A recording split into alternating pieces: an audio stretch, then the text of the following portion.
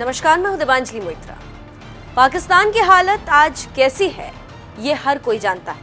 आए दिन पाक सरकार अपनी नाकामी छुपाने के लिए टैक्स पर टैक्स बढ़ा रही और जनता खून के आंसू रो रही।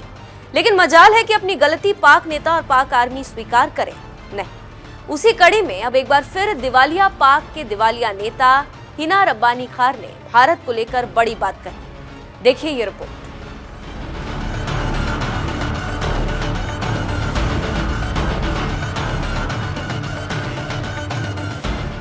दिवालिया पाकिस्तान के दिवालिया नेताओं को सुनिए।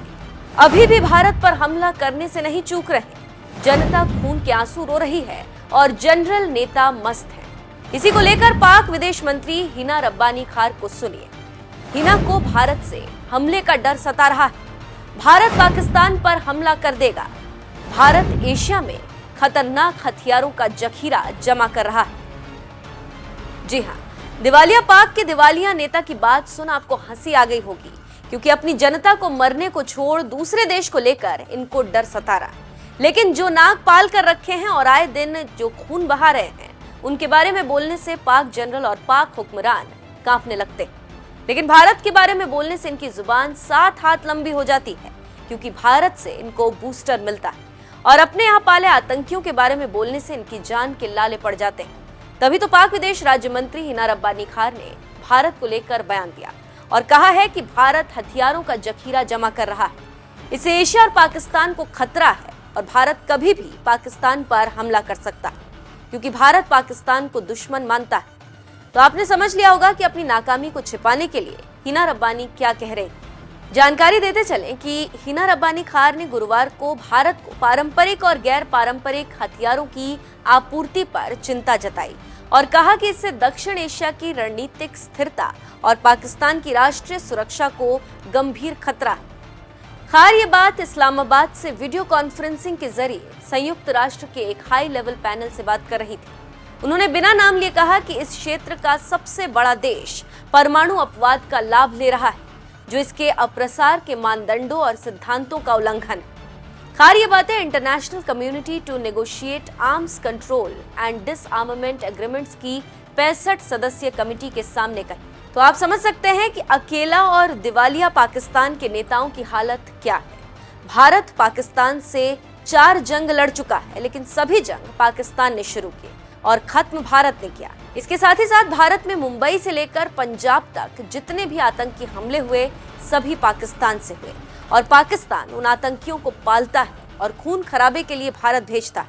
लेकिन आज तक पाकिस्तान उन आतंकियों पर लगाम लगाने के बजाय भारत पर दोष मढ़ता रहा है। अब तो हालत ये हो गई है कि पाक सेना के पाले आतंकी पाक सेना और पाक जनता को ही ठोक रहे हैं।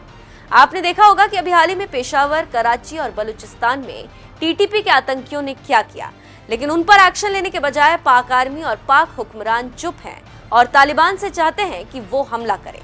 लेकिन काबुल में तालिबान ने पाक हुक्मरानों और पाक आर्मी के जनरलों को साफ तौर से कह दिया कि मामला आपका है, आप देखें। तो ऐसे है पाक नेता अपनी गलती मानने और सुधार करने के बजाय कहते हैं कि आप गलत हो और अपनी गलती आप ठीक कर लो। यहाँ पर एक बात बताना जरूरी है कि जिस देश में आतंकी खुलेआम सरकार चला रहे हैं, जिसका परमाणु हथियार की सुरक्षा खतरे में है, वो देश दिवालिया हो चुका है। उस देश के नेता अपने बारे में सोचने के बजाय भारत को लेकर चिंता जाहिर कर रहे हैं, जबकि भारत में लोकतांत्रिक सरकार के जिम्मेदार लोगों ने दुनिया के सामने चीख चीख कर कहा है कि भारत अपनी आत्मरक्षा के लिए हथियार खरीद रहा या बना रहा है। हमारा परमाणु बम भी अपनी सुरक्षा के लिए बना और भारत कभी हमला नहीं करेगा, लेकिन अगर किसी ने किया तो भारत उसे छोड़ेगा नहीं। फिर भी पाकिस्तानी नेता और पाक आर्मी के जनरल भारत को निशाना बना रहे। अब इसे क्या कहा जाए? पाकिस्तान पूरी दुनिया में आतंकवाद का सबसे बड़ा निर्यातक देश है। दुनिया में कहीं भी आतंकी हमला हो, उसका लिंक पाकिस्तान से जुड़ता है। ऐसे में पाकिस्तान दुनिया के लिए खतरा बनता जा रहा है।